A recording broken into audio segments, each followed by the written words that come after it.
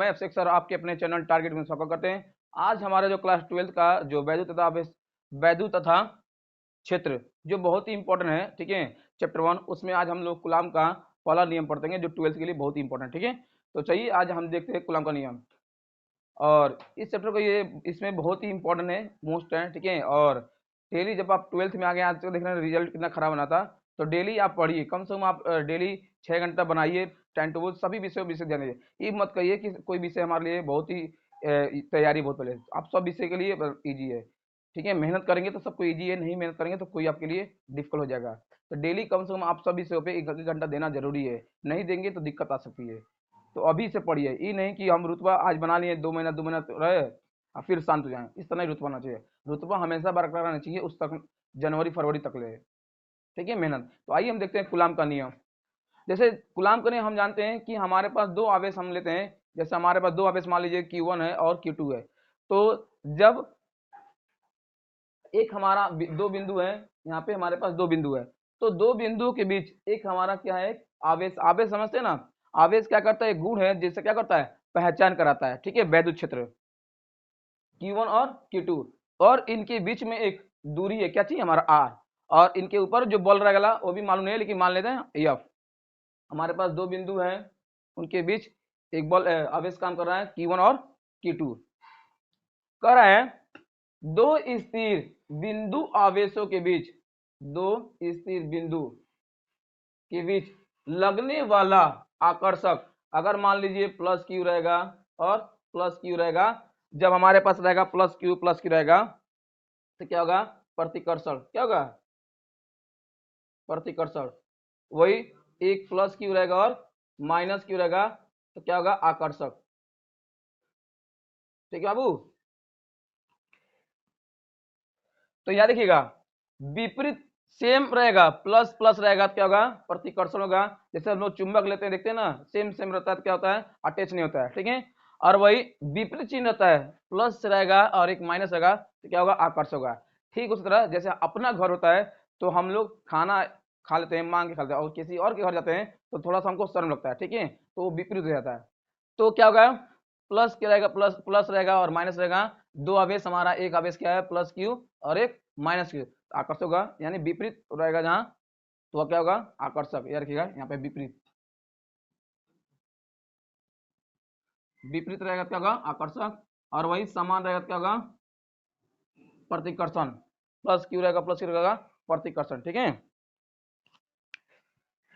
पर दो स्थिर बिंदु आवेशों के बीच, दो स्थिर बिंदु आवेश, एक हमारा आवेश है Q1 और Q2 के बीच लगने वाला आकर्षक, आकर्षण, आकर्षण मतलब प्लस की और प्लस की क्या होगा, सॉरी प्लस क्यू और माइनस क्यू का, तो आकर्षक, अथवा प्रतिकर्षण, प्लस प्लस प्रतिकर्षण बल आवेशों के गुणनफल के अनुकरणपाती तथा उनके बीच के दूरी के वर्ग के व्युत्क्रमानुपाती होता है। ध्यान सुना, रटना नहीं है, समझिए।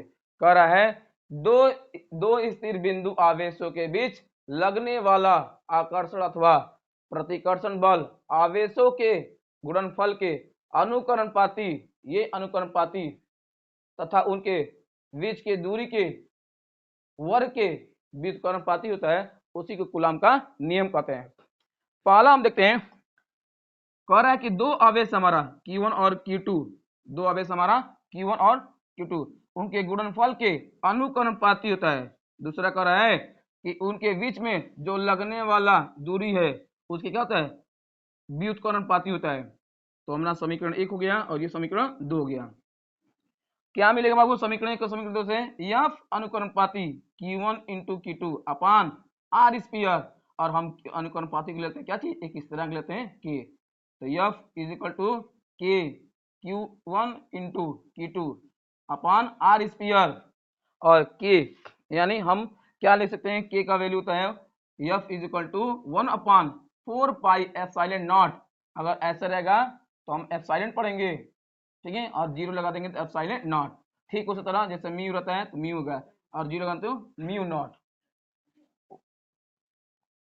तो हो जाएगा 1 upon 4 pi epsilon naught bracket 1 Q1 into Q2 अपान आर स्क्वायर, ये हमारा यही तक हो गया। ठीक है, अब यह देखिएगा न्यूमेरिकल में काम देता है, न्यूमेरिकल 12 के लिए बहुत इंपॉर्टेंट है, इसलिए विशेष रूप से न्यूमेरिकल दिया, यानी थ्योरी पे दीजिए लेकिन आप ज्यादा डायग्राम और न्यूमेरिकल पे ज्यादा ध्यान दीजिएगा।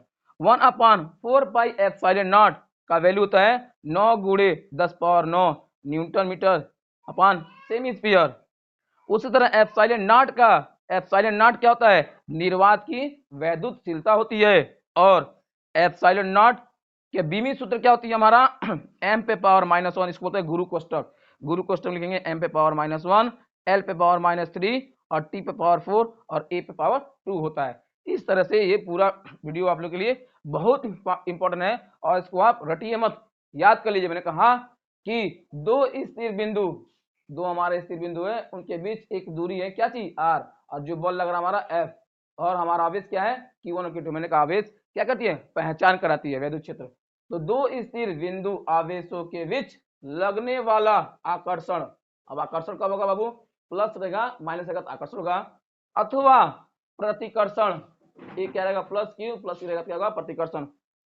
आवेशों के गुणनफल के अनुकरणपाती, यानी Q1 और Q2 के अनुकरणपाती होगा बल, उनके बीच की दूरी के, उनके बीच के व्युत्क्रमानुपाती वर्ग के व्युत्क्रमानुपाती होता है, उसी को कूलाम का नियम कहते हैं। और हमने कहा यह दो आवेश है Q1 इंटू Q2, तो हम उनके बीच क्या लग रहा है बाबू, हमारा अनुकरणपाती होता है, और उसके बीच की दूरी के वर्ग के, समीकरण 2 ले लिए, ये समीकरण 1 व समीकरण 2 से यफ अनुकरणपाती Q1 इंटू Q2 अपान आर स्क्वायर, हम अनुकरणपाती लेते हैं एक, हम मान लेते हैं स्थिरांक के, तुम्हारा हो जाएगा यफ इज इक्वल टू के Q1 इंटू Q2 अपान आर स्क्वायर, और के क्या हमारा स्थिरांक, इसके जगह हम लिख सकते हैं F is equal to 1/4πε0 Q1 into Q2 upon R square में ट्रिपल करेंगे।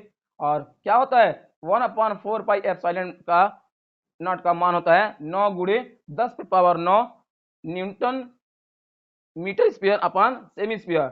और एप्सिलॉन नॉट क्या होती है, निर्वात की वैद्युतशीलता। और एप्सिलॉन नॉट की बीमी सूत्र भी बता दिए, m पे पावर -1, l पे पावर -3, t पे पावर 4, a पावर 2, इसको कहते हैं गुरु कोष्टक। ठीक है, वीडियो को अच्छा लगा तो शेयर जरूर करिएगा। जय हिंद बाबू।